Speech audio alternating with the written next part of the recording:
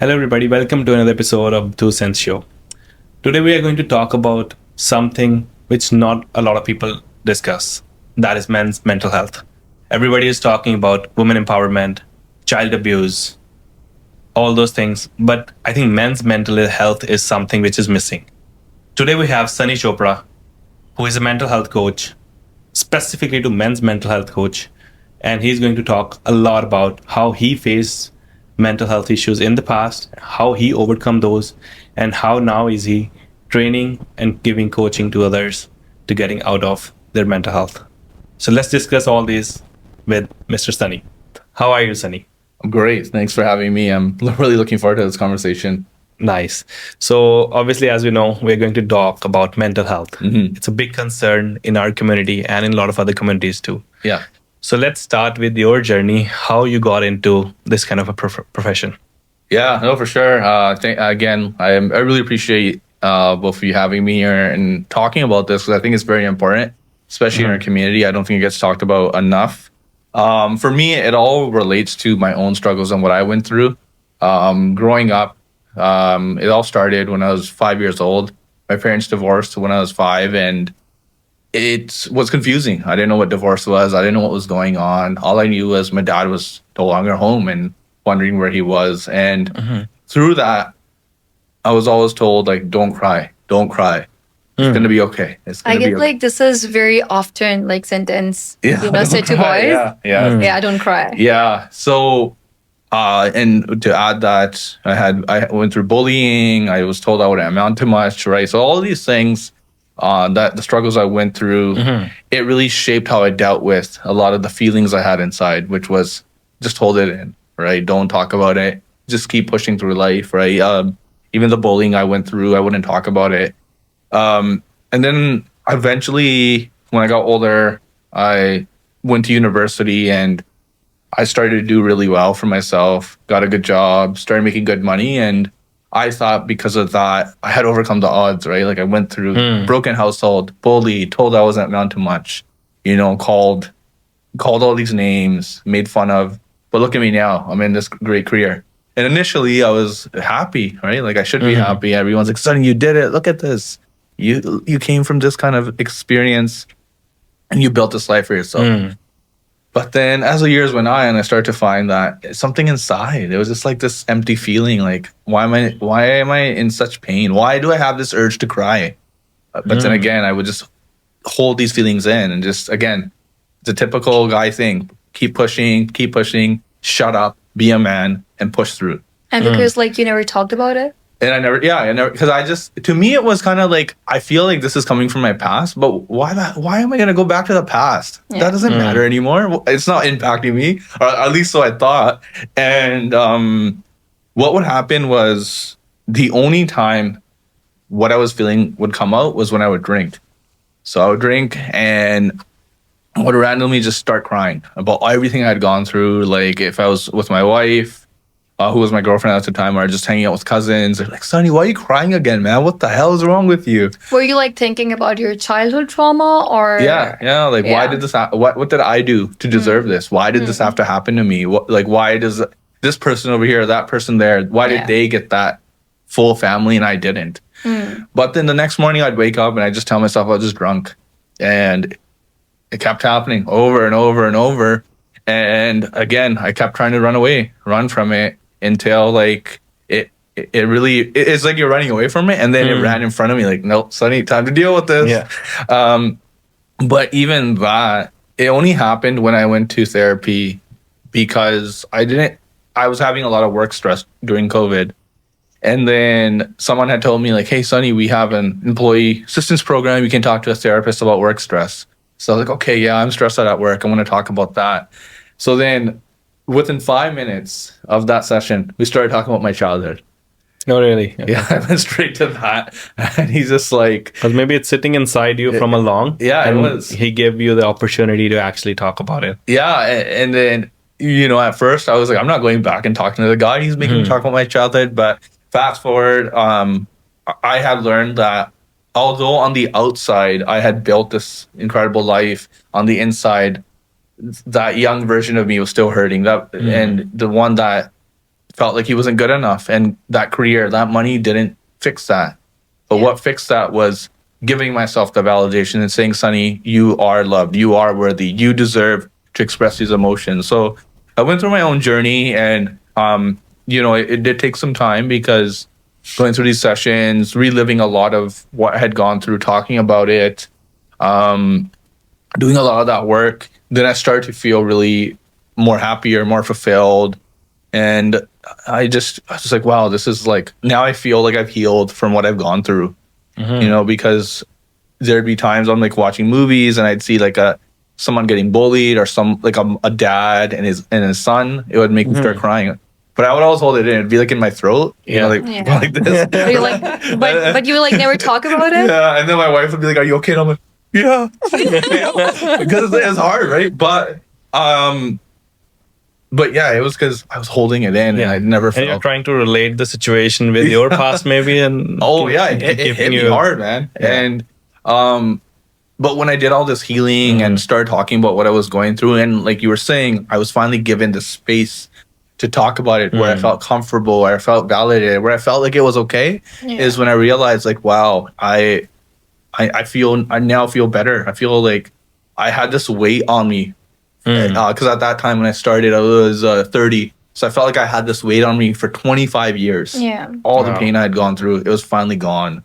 And I would like to add on something to it. I actually went to the therapist, like myself, and this is what she said to me, that usually as like adults, we go through the childhood trauma again, and then you have to heal those parts. Otherwise, we would be like mirroring those things again and again till the time we heal it. Yes. And I'm like, yeah, that's so true. Like all the issues like I'm dealing with, it's because I haven't dealt with those maybe at that time. Yes, 100%. I agree. And then I think it's like, if we don't heal it, it gets passed down to like when we have kids, and then and it's like still sitting, and it's like still going with you, and it's like passing down to your kids or to other people around you. Exactly. So just to put a wrap up what I was saying. Then when I saw the benefits in my own life and started saying, hey, like, talking about emotions, talking about the struggles we're going through, it makes life better. It makes you feel better. Yeah. You get to feel more confident. I saw a change in my self-esteem and my confidence, my self-worth, and like, the people, what are people going to say? Look, Kiki Kauge. I didn't care anymore. So I'm like, the way I'm living, the way I feel so just happy being me. I don't care what people think. And I don't say that in like a cocky way, like, screw everyone. It was more like, no, I know what it's like to not live a complete life, because I hid so much inside. But then the fact that I got the help and opened up, I saw, I was like, no, I want to live this beautiful life. And for me to do that, I need to look at all parts of myself and talk about what I'm struggling with, and show people that, hey, having it all together isn't always the answer. Because we're humans, and we all go through struggles. So that really got me into this line of work of becoming a speaker and becoming a coach to help others. There must be a turning point. Did you saw somebody like who was facing it in your family or your friend, and then you like helped him out, and then thought, okay, this is the time? Well, for me, or just yourself? Yeah, for me, I didn't really have too many people talking about that in my own circle. But I did have like a few cousins who talked about their struggles, not maybe as detailed as I had. I see. But I went to them, and they talked about therapy from time to time. But again, at that time, I was like, I'm not doing therapy. That's weird, right? But I do remember once I went to therapy, and I realized the advice he had given me, where he said, like, you should talk about these things. It's important. It's gonna improve your life, your relationships. Then I start to realize. But when I just really start to share my experiences with my circle, my friends, my cousins, and everyone, they just saw a different version of me. Like, wow, what did Sonny do? Like, they see a change in you. It wasn't like he got a new car, a new house, or new gold. It just like there's something like a glow about him. Yeah. What has he been doing? Yeah. And then that's where, in the beginning, because I felt such a benefit from it, and it was like, wow, I feel like I'm getting to access parts of myself that I never knew were there. So I would push advice on people. Like, come on, man, you should be doing this. Look at you. I know you're struggling. Go talk about it, man. So I would start doing that, and I would just like start. coaching people when they weren't asking for advice. And then there was a few people in that was like, hey, Sunny, what you actually told me helped me. Yeah. And then when I heard that, I was like, wow, that feels good. Yeah. You could actually see a change. Yeah. And then I'm like, you know what? Maybe I should start doing speeches. And like, so then I started like going on IG lives and talking about it. Then I started like going and doing workshops. Then when I started doing workshops, people are like, do you offer coaching? And I was like, oh, I mean, maybe that's something I should consider. So that got you in. Yeah, so that's kind of happened. Did like somebody ever say this to you, like "Mard ko dard nahi hota," or like, "Oh, men like don't cry," or you are not allowed to talk about your emotions? Yeah. रोना नहीं, ठीक सारा कुछ ठीक होगा, चुप कर जा. I heard it all, and yeah, like I mean, I've countless times, even if I post something, people say like, "Don't be a wimp, don't cry, like stop crying." And even to this day, I personally still find it uncomfortable, but I know how beneficial it is. Yeah, because talking about your emotions is like, linked as a sign of weakness in our society. Yes. Yeah. Especially for men. Like girls or like women can still talk about it, but for men point of view, people think, oh, maybe he's not masculine enough, or he's too weak for this. Like, why are you crying? You're not a girl. Like, get over this. Yeah, and that's so key. And what I want to clarify is I would say the emotional part I'm good with. Like, I mean, if someone's walking down the street and they ask me how I'm doing, and then I'd be like, do you really want to know how I'm doing? I would like dive in, but I wouldn't like just do that with everyone, because you want to keep it like short talk. But the crying part, yes, it's even to this day, it's still a little uncomfortable. But when I do it, I was like, okay, I gotta stop holding back, and then it was really helpful. But what you were saying about like, it is true, because. And I run into this sometimes too, because I'm very expressive with my emotions. I wear them on my sleeve. So I do voice how I feel with everyone around me. Like, I'll be like, hey, I'm really tired right now, or I'm not feeling well, I need to go. So maybe I could look like Sunny's too much. But again, I would say like this is very rare in men. Yes, it is. Like, especially South Asian men, this is very rare. Like, they would say like, oh, I'm not doing okay. Even if they're not doing okay, they're like, yeah, I'm fine. Because maybe they think that this is not normalized, or do you think that they think that the other person would not understand? I think it could be both. They don't feel comfortable because they've learned potentially, and this is my experience and people I've worked with, right? So I don't want to say like everyone across the board, but just the people I've worked with and come across. What I've seen with the people is they never got the environment to even talk about this, right? They probably never, like, they've never seen their dad do it. They never see their older cousins do it when they were younger. And then as they grow up, they're thinking that's the way of life. You don't talk about these things.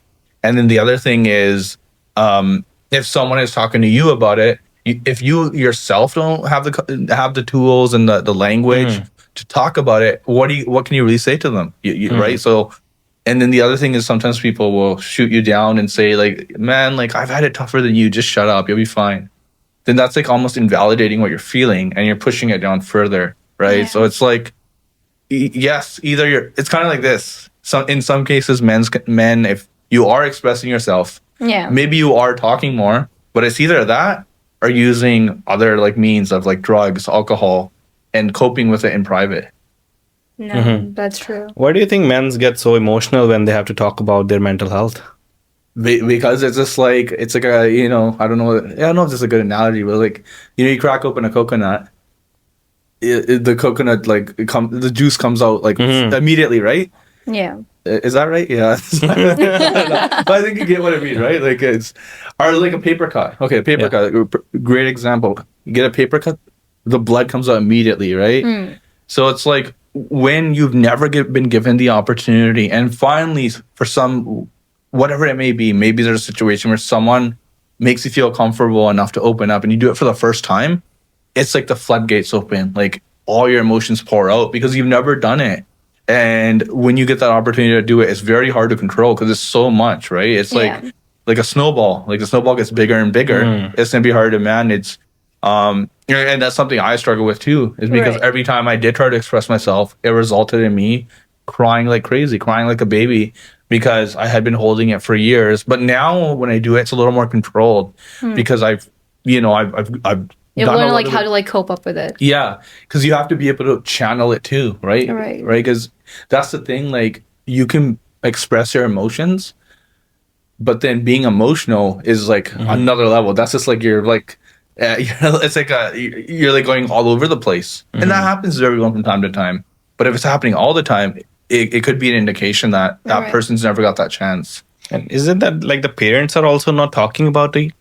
In my experience, yes, that's the people I've worked with. So maybe in that generation specifically, if you talk about mental health, they will feel like, is my child sick? What is he talking about? Specifically to South Asian community.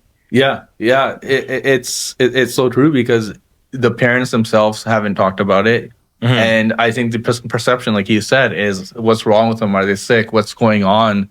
So if the parents are not doing that, then it's hard. Like even for me growing up, my mom didn't talk about it. My dad never talked about it. Like people in that like age group, I didn't talk about it at all. And for me, when I was going through my bullying and the divorce that my parents went through, I didn't know you could talk about it.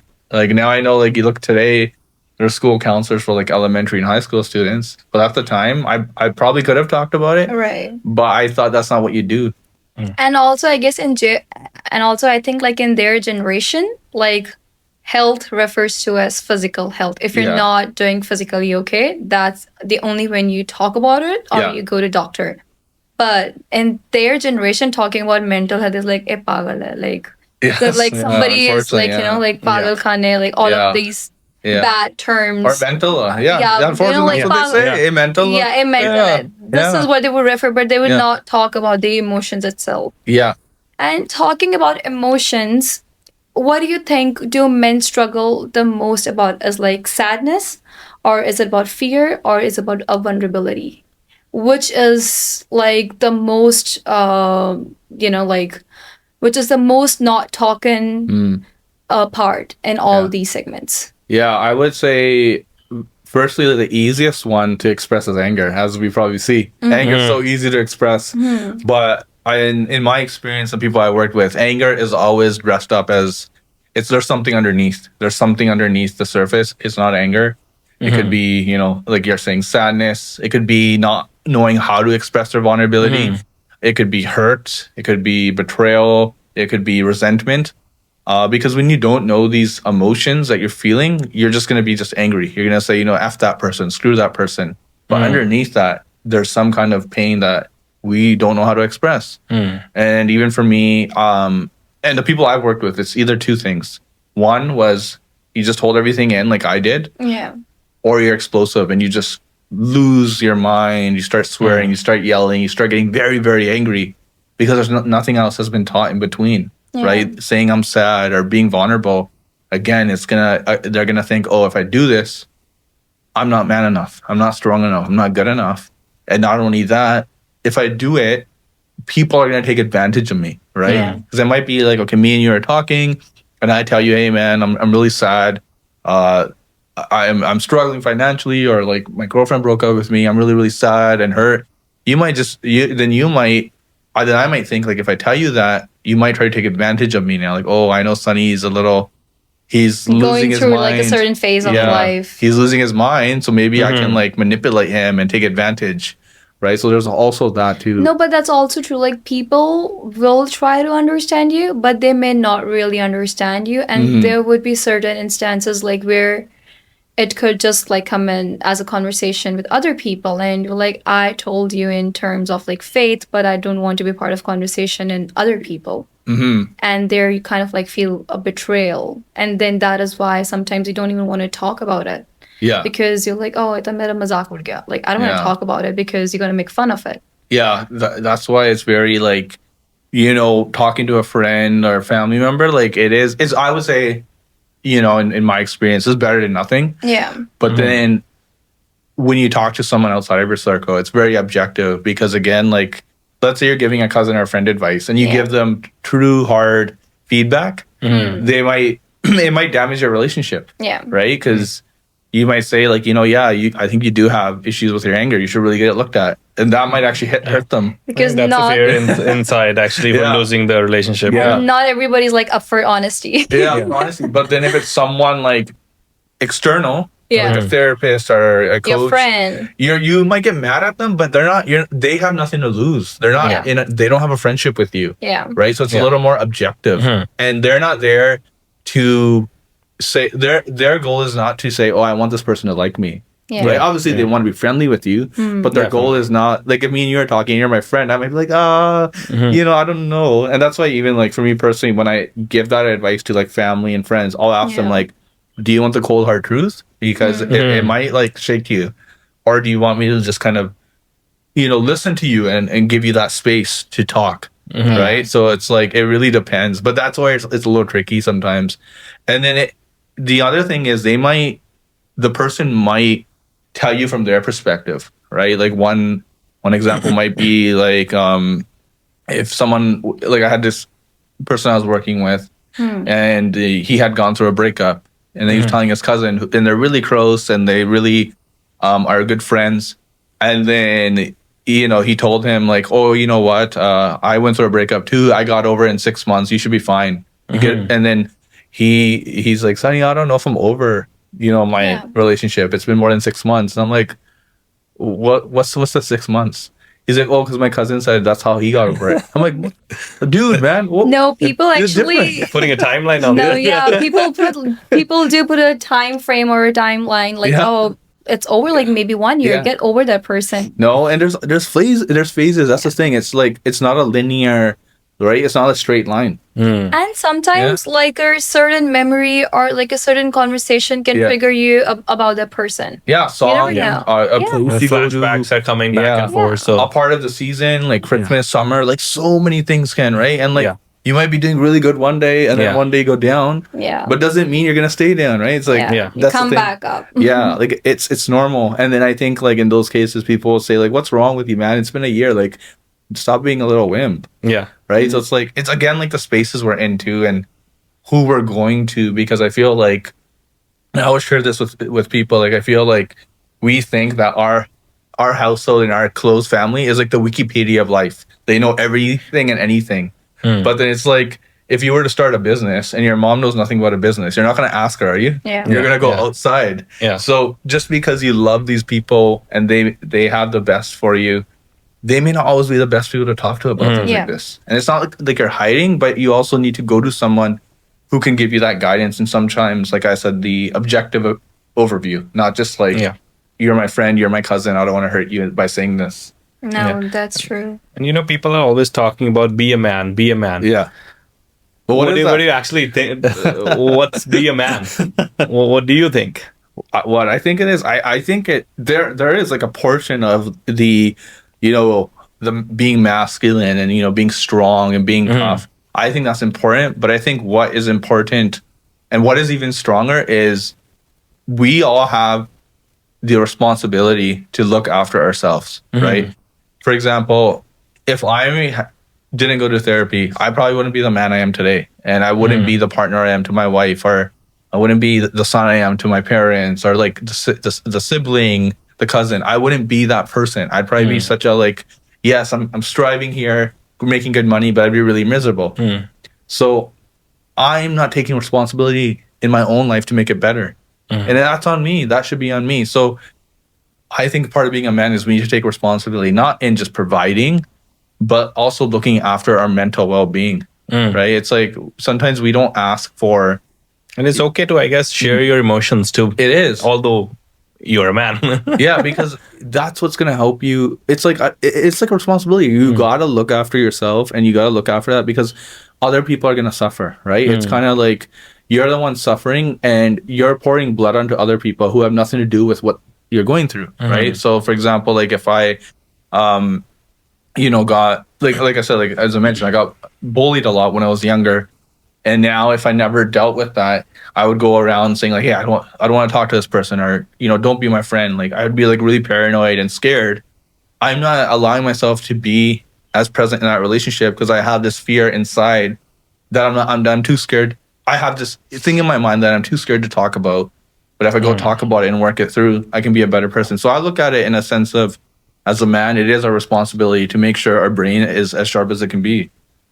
But also, we are talking about like being a man, but But as a man, you were never taught to talk about your mental health in your childhood. Yes. So I think the issue has begun from your childhood, where Yes. boys were not allowed to cry, boys were not allowed to talk about their emotions.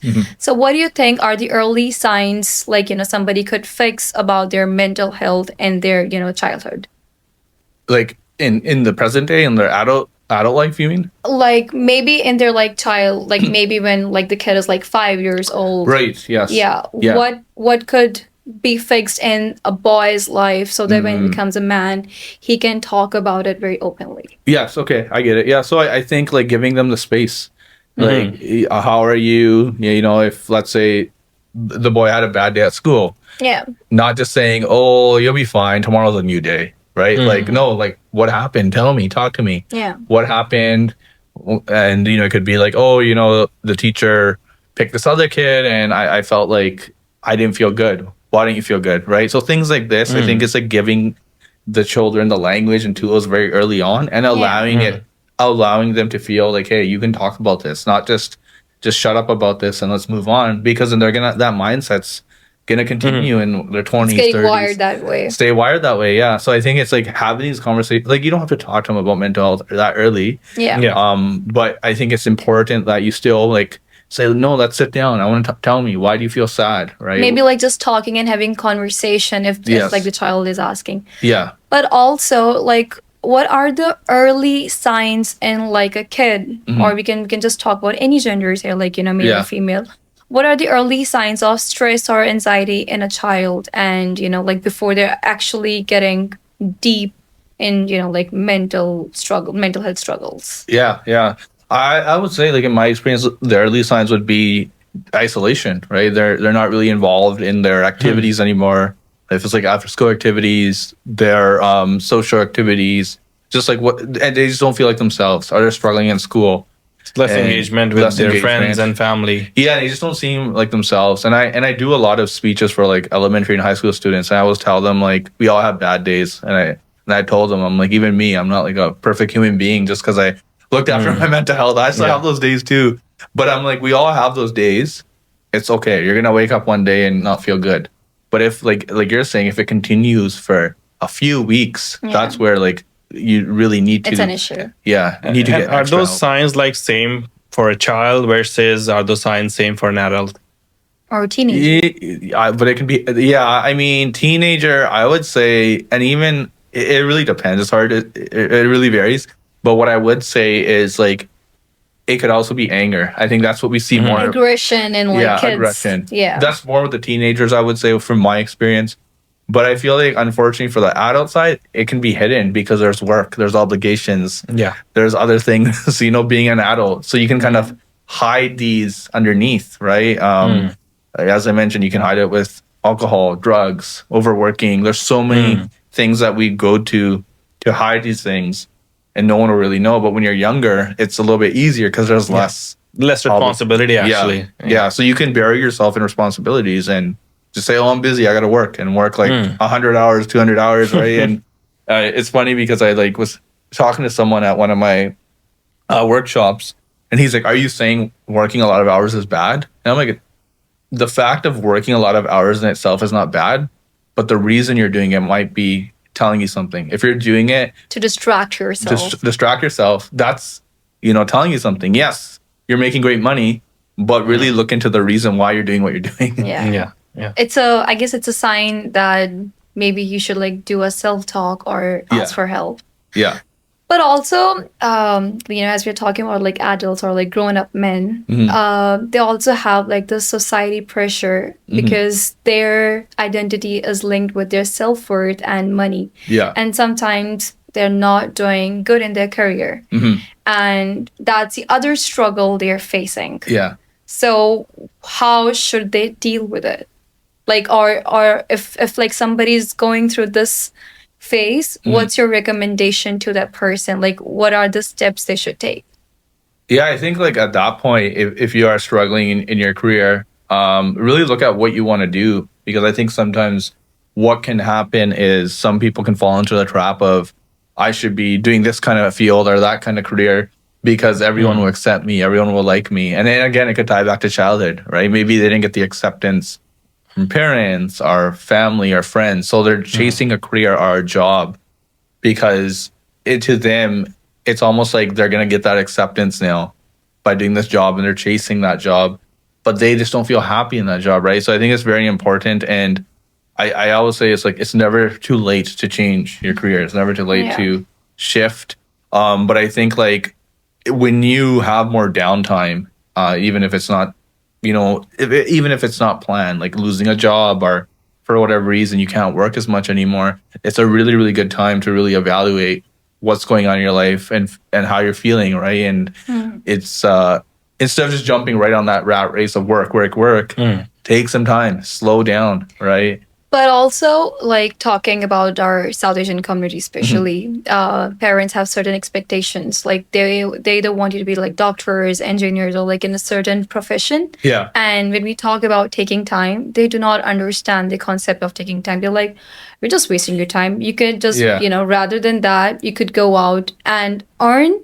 Like do do a certain job, earn some money, and take your time. But they don't understand the concept of taking time. Right. That's the other struggle, I guess, like people face. Yeah, no, for sure. And I think that just a generational differences, especially like, with parents. And when I say parents, you could say like age 55 to 70 and older. They're not going to understand, right? Like even if we're having these conversations like, hey, I need to I'm going to take 2 months off. I want to do some self-work and discover it. I'm like, what the hell is that? Right? Like, like, okay, ki boli janna. Generation gap too, actually. Yeah. So I've always, and even what works for me and like the people I work with is they don't need to understand in full. You don't need to explain to them in detail.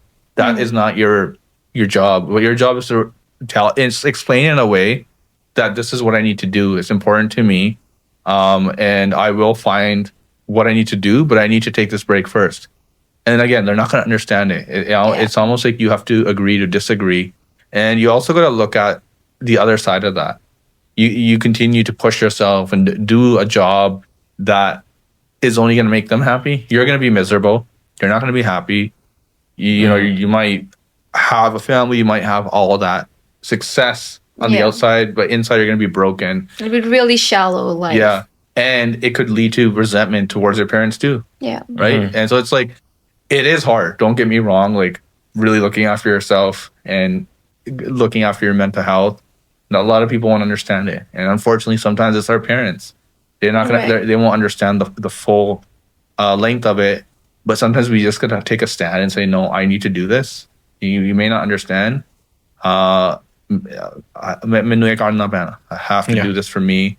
And they might think like we're crazy or lost their mind. Yeah. But we honestly just got to push through. And, in my experience, when you stick to that and you stay firm on that, they'll come to you. They may not understand in full why you're doing what you're doing, but they might back off a bit. Yeah. And even if they don't, you still got to look at it. Okay, yes, my parents are a little annoyed with me right now because they don't like my career choices. It's either they're a little annoyed or I live a life of misery and potentially resenting them, right? There's no perfect solution here. I mean, in some cases, parents do understand and they have that kind of understanding, whereas other times parents won't understand. Yeah. So it's like how we go about it. Because if we're trying to just make them understand, that's a battle that's gonna just drain you on its own. When we talk about let's say failures, maybe men's have more failures than women's, but why men's isolate themselves? They don't talk about the failures. Yeah. Why is that? Because I think again we're gonna think we're not good enough. We're not weak. The people might again use that against us, right? Like, oh yeah, you messed up. You didn't do good. And again, it could be our upbringing, right? Maybe in the household it was A+ or nothing. So if you're in that growing up in that mindset, you can't fail, right? And I think the perception of failure is also you're not good enough, you're not great, you're stupid, right? These are things that is associated with it. But the way failure is looked at now is certainly changing, right? It's looked at as a learning experience, or it's looked at, okay, maybe today wasn't your moment. Maybe next week is, next year, or maybe you weren't ready. It's on you. And like today's time, I feel like there is more acceptance to failures Yes. than before, and feel like, okay, we all are humans, and Yeah. just get over it and move on and learn from it. You learn from it, yeah. Yeah, as long as you learn from it, you just move Yeah. on and just try again. It's just like a bee trying to get into like a house with the window. With the window, you know, the bee's trying to get in. It never changes its approach. It's still doing the same thing. Like you gotta like, if you fail, but that's the thing, right? Like there's still so much of that stigma on failure too, where it's just like, if you fail, you're not good enough, and it's like so tied to our self-worth.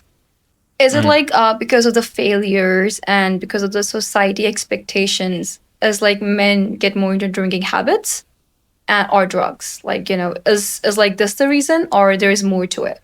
I would say, yeah, in my experience, because it's hard, because we all have a need to want to be accepted, right? And we all want to be liked. Like that's just no matter what we say, we all want that at some level. And the ability to even like isolating and hiding parts of yourself, it's a lot of effort and energy. Right. And it gets very hard, because if you think about it, the only person we can't run away from, and the only person that we can't get away from, is ourselves. We're always going to live with ourselves, right? We have families and kids, but the only guarantee ever is you. You're always with you. You're always going to live with you. And sometimes that's a painful thing to do for a lot of people, because there's these societal expectations of, hey, if I fail, I'm not good enough, so I need to just hide from it. But just pushing it down, it's hard to manage. It's hard to cope with. So yes, people do turn to drugs or alcohol because they're not given the space to talk about these things, or they just think this is the only way to do it. Yeah. And do you feel like men actually feel safe with their partners? I would say, in my experience, the clients I worked with, it's half and half, I would say, because it's just such a combination of things, honestly. Like I've had situations with clients I worked with where one doesn't want to open up because then he feels like the girlfriend's gonna think he's not man enough. He's not man enough. Then I have other situations where like where I've worked with actually the female in this case. So the girlfriend in this case I worked with, and she said like my husband doesn't open up as much. Like I talk to him about stuff, I'm crying, and he just doesn't know what to do. He just sits there and like an awkward guy, like, goes like this, like, it's okay, right? And then she's like, what the hell? Like, You'll be fine. Yeah. And it was really, really interesting, because she's like, I think our relationship's going to die because he doesn't care about me. And, we obviously dug in, and he agreed to work with me too. So we all worked together. And it was just because he had never been taught of how to hold space for women or hold space for himself. Right? So like, what does then emotional intimacy means for like men in a relationship where they can talk about things openly? Yeah, I think you said it right there. Exactly that. Like being able to talk about anything they're feeling without judgment, right? It doesn't, and feeling like whatever you say is not going to be used against you. Because again, there could be times where, and it could be either partner. Yeah, right? That's what I was like. I feel like it's like the same for the opposite gender. It could be, yeah. But I think the main thing is being able to, like what me and my wife do, like we always make sure that we validate each other. We'll ask each other, are you looking for advice, or you just want me to listen? But we'll never say to each other, like, really, like, I gone through that. I was fine. Like, we'll say, okay, you went through it. Tell me, I've gone through it, yes. But I want you to tell me how you went through it and tell me what you're feeling. So it is a little deeper, obviously. But I think that if we sum it up, it's giving them that platform, that space. And also, judgment. Like, not using that information against your partner when you're fighting. That's being each other, like, like safe space. Yeah. Instead of, using that information against each other. That's very destructive. Yeah. And I've seen that in, people in my circle and clients I've worked with. Because you're right. Like, what if like a partner says something very, very vulnerable to their partner, and they, one example could be like, hey, when I was younger, everyone called me stupid, and then you guys get in a fight. You're stupid, like how everyone told you when you were a kid. Yeah, it's like triggers the other partner. Yeah, and that's not good. And obviously, it's like a shot at the partner. But then what's going to happen is, in their mind, without thinking about it, next time they want to bring something up, they're gonna be like, oh wait, should I? Because They're more hesitant to Yeah. talk about it. and then what that can lead to is like separation in terms of the emotional aspect, right? Physically, you guys are still together and everything, and Yeah. if you're living together, you're living together. But that emotional connection is going to drift apart. Yeah, slowly by slowly. Yeah, so it can be very destructive, and these things and the people I've worked with, it doesn't happen in one instant. It builds slowly over time, and then once you realize it's happening, you're like, oh Yeah. wow, my partner's like my roommate. Yeah. So it's like it's very, very destructive, and I think it's important that you set like a foundation and boundaries. Like, hey, if we talk about this stuff, we can't use it in a fight, right? And again, no one's perfect; things will happen.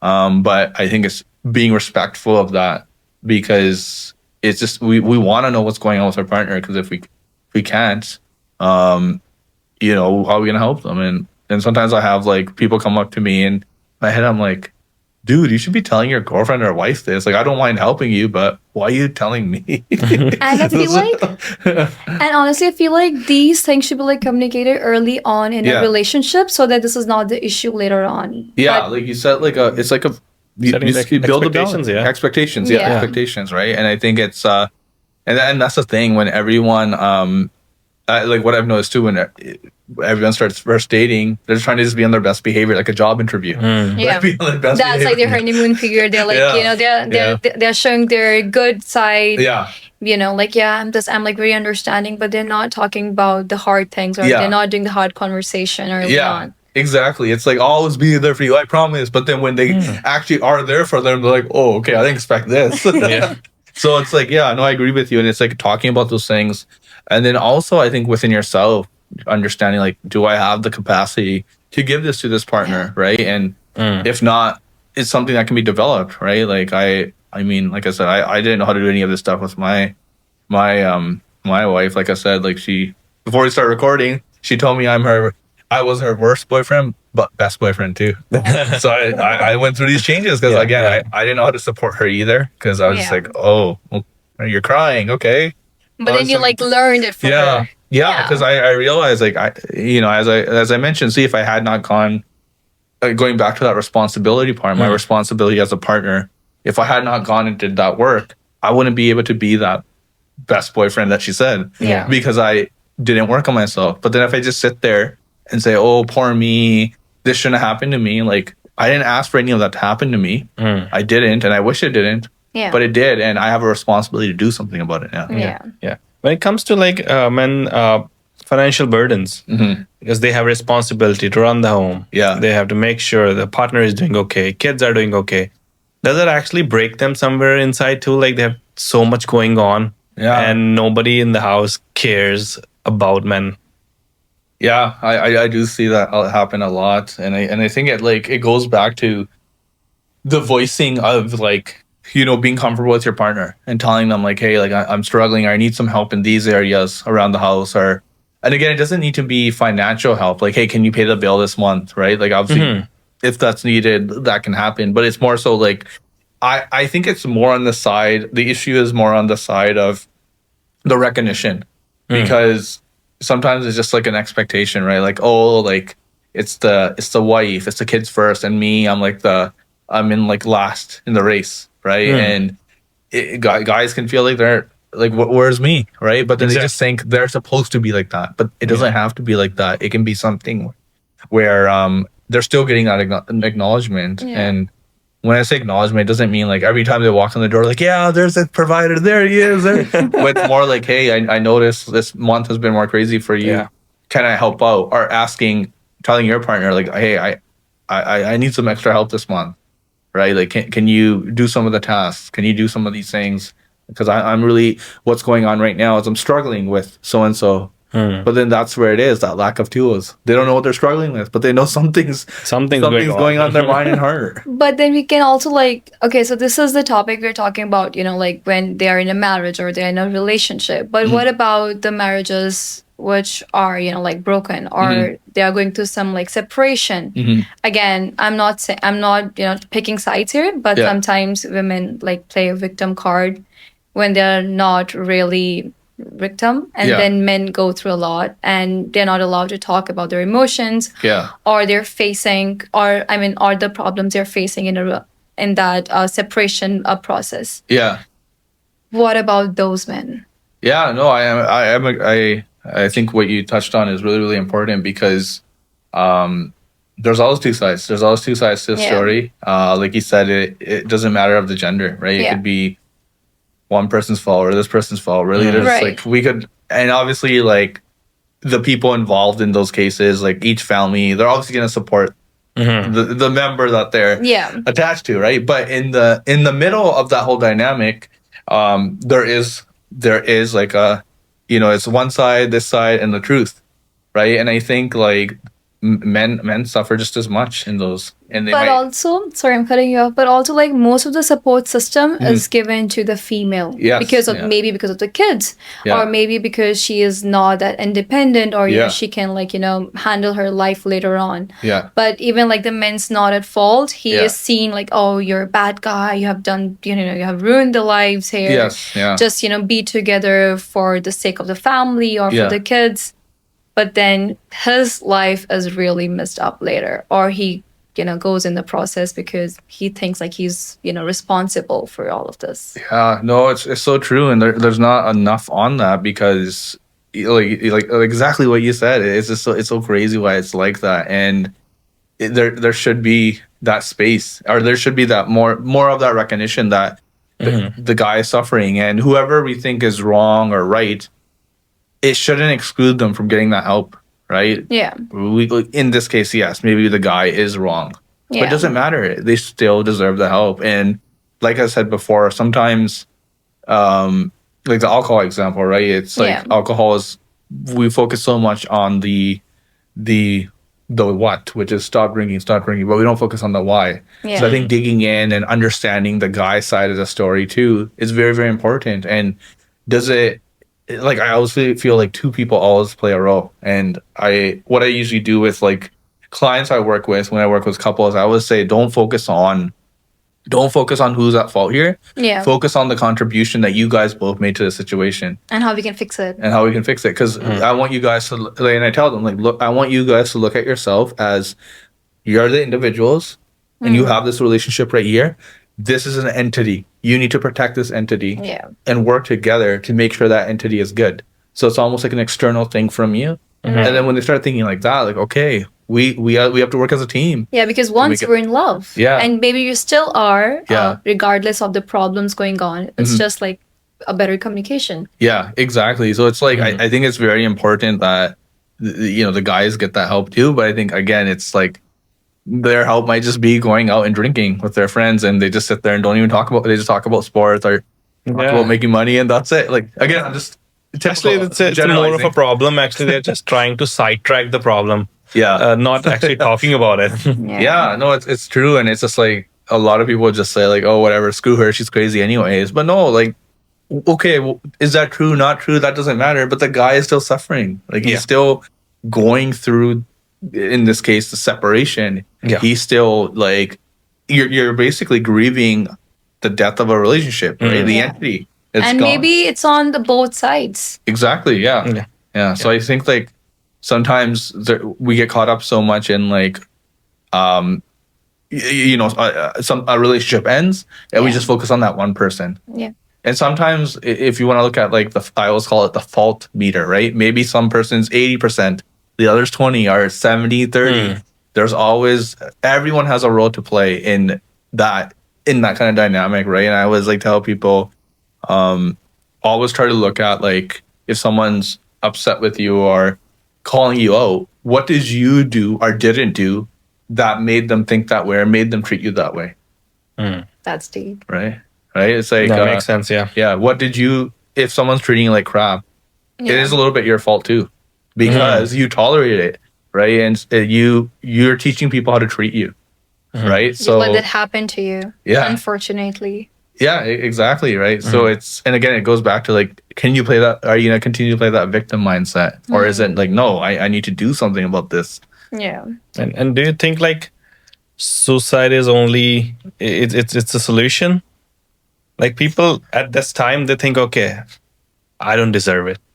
Yeah, it's that's I always feel like it's hard. I don't want to say like a blanket statement because everyone, it goes against my philosophy of like telling people like, oh, I've been in your shoes, you'll be fine, right? So I don't want to say anything, but what I would say is, if anyone is going through that, the help is always out there, and it can get better, right? It can get better. That's what I would say. Like, it will get better. Is it a solution? I wouldn't. No, I wouldn't obviously wanna it's not a solution, but at that when a person is at that at that stage, stage. They Yeah. think like this They- is a solution. Oh, maybe. right. Okay. Yeah. Sorry. Yeah. Yeah. Of course. Like, I think. Look at it this way: if someone is in that situation, it's hard for us to comprehend, right? Sitting Yeah. here, like, what would make someone go to that level to consider that? And yeah, because the person cannot just go like tomorrow morning. Okay, I'm done. Yeah, and the fact that we can't understand it, I think, highlights how deep of a situation they're in, right? Because we can't comprehend it. I can't comprehend it. So we should look. I think we should look at it that way, as if you can't comprehend it yourself of how deep of that kind of situation is, it shows how much the person is really suffering. Do you think people come to, like, I'm talking regardless of any gender here, like people think like suicide is an option when all of the doors are closed and they can't talk about it? They're like, this is it, I can't handle the situation. And it's, according to studies, it said like 76% of the suicides in Canada were by men. 76%, and that's in 2019. Yeah, And mostly were between the age of 40 to 60, like age group. Yeah. No, it's very, and I think it goes back to, like, how I was saying, like, we all want acceptance. We all want to be validated and loved. And I feel like if we're not getting that from someone or anyone, or no one tells us we care, what do we have to really live for, right? We might tell ourselves, like, what do I have to live for? I have no purpose. I have no one that cares about me. And what I'm feeling, no one wants to help me. No one wants to listen to me. So what good is there, right? And it's like, you get so deep in the isolation too. You can get so deep in the isolation where just like, what's the point of life, right? And it can get really bad to that point. And the example I always use for the isolation portion, which I feel like can contribute to the thoughts of suicide, is I would like think about, and I use this example all the time in like my workshop, is like, you're like on a boat in the ocean. And when you're on the boat, you can look in the front and you see the city, you see the trees, you see the sand, right? So it's all there. But then the more you drift to the water, the more you isolate. You don't see the city anymore. You don't see the trees anymore. You don't see the sand. All you see is water. And you're like, Slowly starting to fade away. yeah, then I'm all alone now. gone. There's nothing here. Like, the water's endless. I can't get out of here. I'm done. So it's like that isolation can get very, very difficult, and your mind can start playing with you. Like, no one cares about me. No one loves me. No one, no one like cares that I'm alive. Like, these things can run in our head, and it makes me think of like when sometimes I go to these elementary schools and do these speeches, and I tell them, like, I want you guys to know, you guys are all excellent human beings. You're important. You're valued, and you are loved. And I've had a couple of students come up to me and be like, no one's ever said that to me. And I'm like, what? Yeah. I'm like, holy! I'm like, I hear that, and then it gives you perspective of like, I'm fortunate to have like loving family around me, so I do get to hear that from time to time, and I'm fortunate. But then a lot of people aren't. They don't hear that, and the less you give of that, the more you go into the ocean. Like, does anyone even care about me? And again, I'm not saying that it can necessarily relate to suicide, but what I think it can do is give you that loss of hope. But also, like, again, we are here talking about the issues which men are facing because of the societal pressure. But then on the other side, when men are unfortunately the main issue because of their drinking habits, or it's like mostly seen in South Asian communities because of their drinking habits or because of the failures, they take that aggression out on their family, which also leads to like domestic violence. It's unfortunately still common. Yes. Yeah. And how to deal with those men, and how can family, like make them understand, like, hey, we're here to support you, like, let's fix this. But they're not ready to understand. They're just so okay in drinking and letting things be.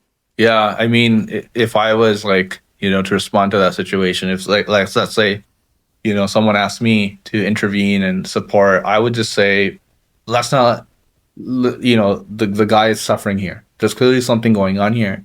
But I think sometimes people will just be like, he's suffering. He's the one that's causing all the pain. He's the one that's doing all these crazy things. Why, how is he suffering? Right. And it's like, I always like to tell people in this situation, I would say it's not the excuse, but it's the reason. It's the reason why he's acting like this. And the reason he's acting like this, because he's suffering with something. He needs help. He needs support. And I think in those cases, it's very rare for us to say, even though you're doing, like, he's doing all these things, going there and saying, hey, let's talk. Can I help you? What's going on? Like, obviously, this is not what you envision. Want to be. Yeah, this is not what you envision for your relationship or your life, to do all these difficult things to your family. Let's work on this, right? So it's like there's always so much meaning into what anyone does, especially something like as like gruesome as that, like domestic abuse. There's something going on underneath that is not being addressed or not being validated or not being heard, and it's important that we look at that too. But then, but how do you think we can fix this? Again, this is not the problem which can just be resolved by talking. Course. Yeah. This is probably like the long-term process. Yeah. I don't know, like maybe 6 months, maybe 1 year, or like maybe longer than that. Right. How could we, get to the bottom of this and solve the problem? Like, what's your views on that? Yeah, it's definitely it's just definitely not, like you said, a one-day thing, one-time thing. It's an ongoing thing, and it's almost like it could be like a generational thing or a societal thing that will take time. But I think it's like that focus of showing, like, again, it's like the blame part, right? Like, the man did this. He's at fault. He should stop doing this, right? And yes, he should stop doing all these things that we've mentioned, but we also got to fix it, right? Going back to, like, someone should stop drinking if they have a problem with it. But if they stop drinking, we need to also look at how we can support them, because they're drinking for a reason. What are the alterations for the person? Alternatives, sorry. Alternatives, yeah. So it's like having those conversations and making it more normalized and saying, no, like, what you're doing, we're not justifying what you're doing. We're not excusing what you're doing. What you're doing is horrible. It's not good. Yeah. Not acceptable. But there's something going on within you that is maybe making you think that this is the way I need to deal with it, right? There might be something inside them, again, not knowing what those emotions are, right? They only know anger. And getting it out in anger, they are getting relief, right? They're getting the relief. But there might be something else underneath, right? The sadness, the hurt, the anger. Not the anger, the resentment, not feeling validated, right? So I think if we have these conversations more in that space, it'll normalize it and make people feel more comfortable. And I would also like to add one more thing. Like, when it comes to domestic violence, when people are coming to you and talking about it, how many people are actually comfortable making a statement, I'm being violent with my wife, I'm being violent with my kids? How can I solve it? It's not easy to actually accept that thing. Especially when you are at a stage of mental health issues. Right, yeah. So I mean, in those cases, what I do is I typically involve like another therapist or another professional, just because it is a little more beyond my scope. But I do work with them in a more unofficial capacity, just supporting them, because obviously it's a little more little more complex to deal with than what I would do. But just the experience I shared with you today, it was a situation where I did have something similar to that, and it was I did bring in I referred them to another person who helped them out and a little talked them through it.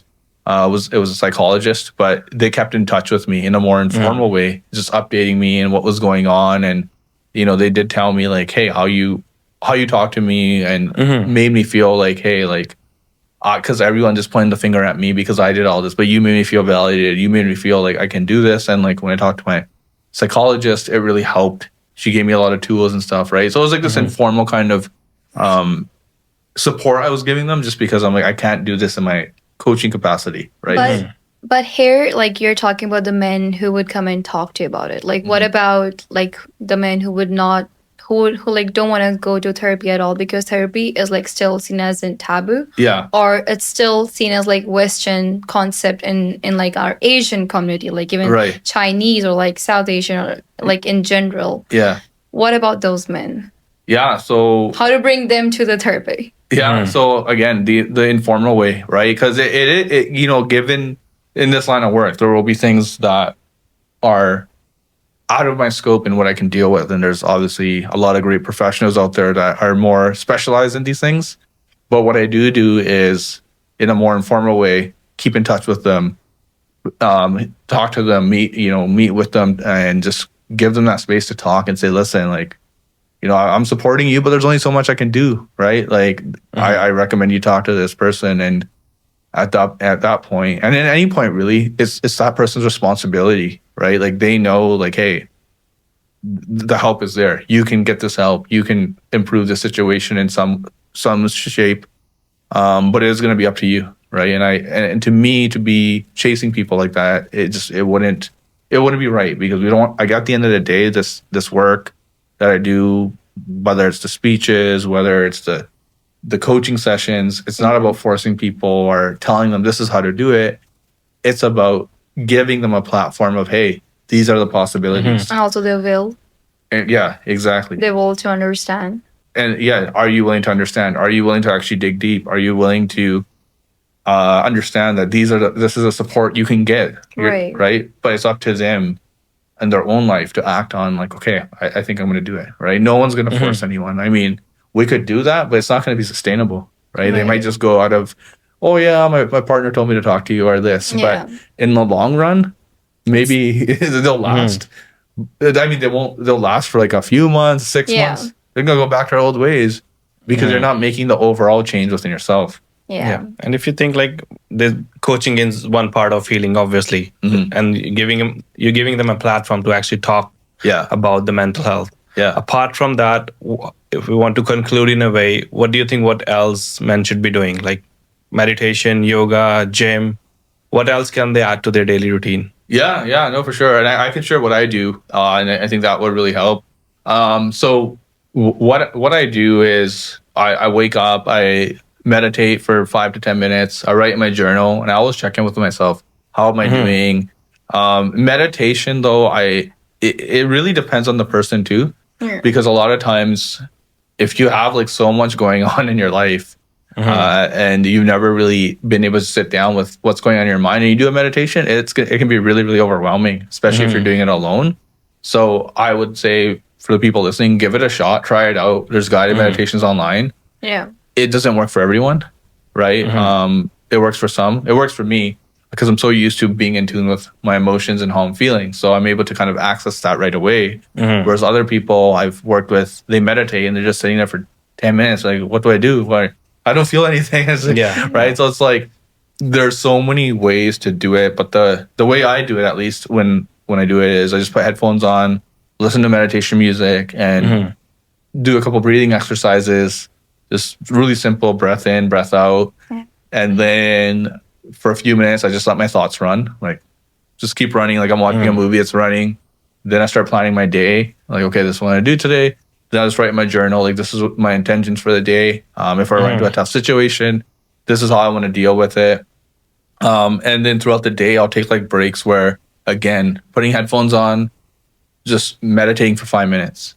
Just because, you can be so used to the go that you almost get in reactive mode. Right? You've been going all day nonstop, and all of a sudden you're in a situation and you're just like going all out, like coming here today and talking to you guys, had a full work day. Yeah. Then I took a break. I actually took a 20-minute nap. Right? That works wonders. Yeah. I wanted to recharge myself before I came here, instead of coming here and like being all over the place and not being focused, right? Yeah. So I think it's important to take those breaks. And exercise is really great too. Right. Get your body moving. Exercise will really make you start feeling better, and it will develop confidence. But the thing with that is, it will never solve your problems for you. Yeah. But it'll put you in a better state of mind to solve your problems. So that's the way I look at it. And having a supportive system, I think is so important. And again, it doesn't have to be family or friends. It could be outside of that, right? You can join different groups, watching YouTube videos, podcasts on being mental socially health. active. Yeah, being socially active. And then, finding, even if it's just one person that you can go to and talk to. And the best way to identify those people are people that have shared their own journey with you. Yeah. Right? Like if someone came to me and started telling me, hey, Sonny, I have the urge to cry, but I don't want to cry. What do I do? Like, I wouldn't laugh at them. I'd be like, let's talk about it. 10 years ago, I'd be like, why would you? Why would I cry? Yeah, so you gotta make sure you're going to the right person, right? Because I think the reason you can relate to your story, maybe that's why they just Exactly. Yeah. Or it's Yeah. also like somebody's capacity of understanding somebody's emotions. Exactly. Yeah, exactly. Because I know the experience of having that stigma of not crying, but then I also know what it's like to actually allow yourself to cry, right? So I know what it's like. And even to this day, I still struggle with it. Right.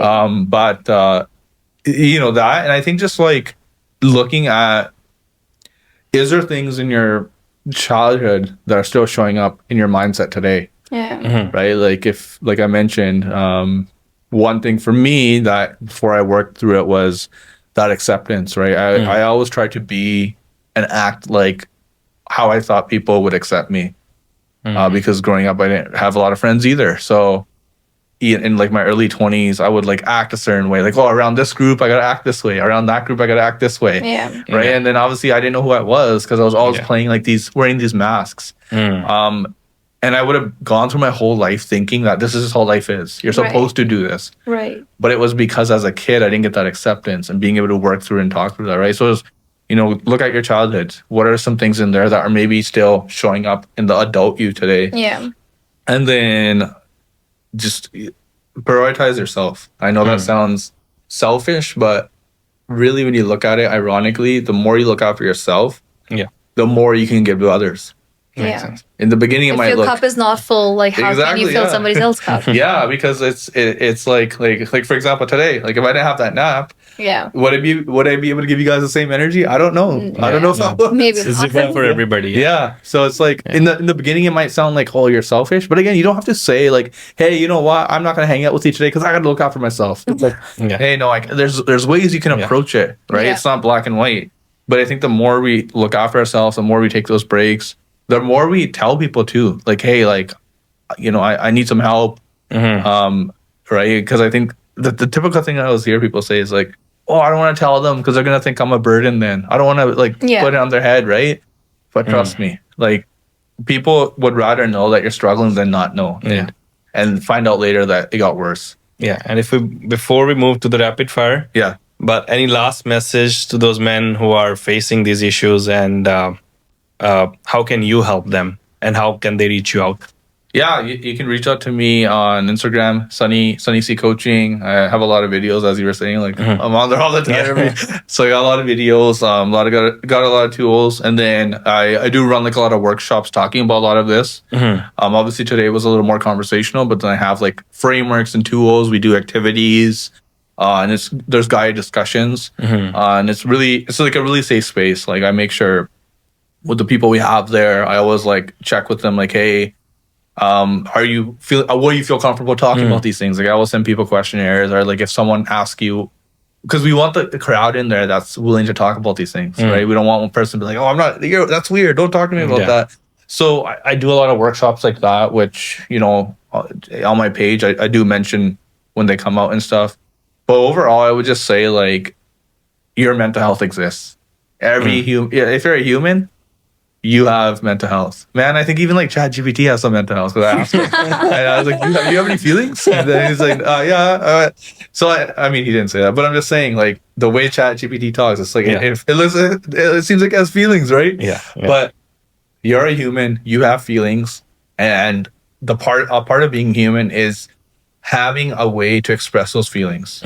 And honestly, in some ways, we already are doing that. You already might be doing that through drinking. You might be doing that through doing drugs. You might be doing that through overworking. You might be doing that through anger. So you already might be doing this in a way, or you've been holding it in and one day it's going to explode. Because I always tell people, either you address your emotions or they will find a way to address you. right? So it's really important, and I hope with this conversation that it shows that talking about these things are okay, it's acceptable, and if you ever need help, I'm here. People can reach out to me, but we shared a lot of tips today, and I think all it takes is just starting and doing one thing.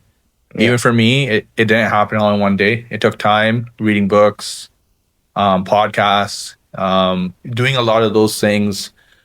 Even though I was a little reluctant, like hesitant to do therapy when I went, it was because I read these books. I watched these YouTube videos, and I'm like, okay, maybe I'll give it a shot. Self-preparation to be ready for this event. Yeah. So again, in this day and age, in 2026, the tools are there. So do it for yourself, man. You matter. You're important. And I got all the love for all the men out there. Thanks for sharing all this. And Banu will quickly go over a quick rapid fire. Okay, let's start with the rapid fire. Sure. It's going to be like very quick, and then you can like probably answer in like short answers. Okay. Okay, so the first question is: therapy is a taboo or a tool? Tool. Crying is being silly or being strong? Strong. Do men? Yeah, don't do. Do men confuse silence with strength? Do men confuse silence with strength? Yes, I would say, yeah. Whom do men open up to first, friend or family? Friend. Log kya kahenge is a pressure or prison? Prison. Rest makes you feel guilty or peaceful? Peaceful. Naps all the way. One things men are never taught growing up. How to express their emotions. One thing you're still learning about your emotions. They're still very painful at times. Do men grieve properly or no? I don't think so, no. Healing starts with talking or listening. Talking. And what's one word for hope, or what's one sentence for hope? One word. One sentence I would say probably. It can always get better. There's always hope. Yeah. And with this rapid fire ends, and I guess the answers were really nice. Thank you so much, Sunny, for taking the initiative. And I think people today will actually get to know about men's mental health. So not many people talk about it actually. Yeah. Many people are actually taking the initiative to coach about all these things. So really grateful that you are doing it. And I guess after this podcast, like men's mental health will be talking like more because it's not talked enough. Like, yes, women's mental health is talking more, but like not about like men's mental health. Yeah, well, that's why I do this. Because I want to raise awareness. Because like I said, I myself didn't have didn't think it was possible to talk about these things, right? So I want to show other people like it is possible. Yeah. Thank you, Sunny. Thank you for the podcast. Thank really you. appreciate your time and efforts. Thank you. Thank you guys. Till then, good luck.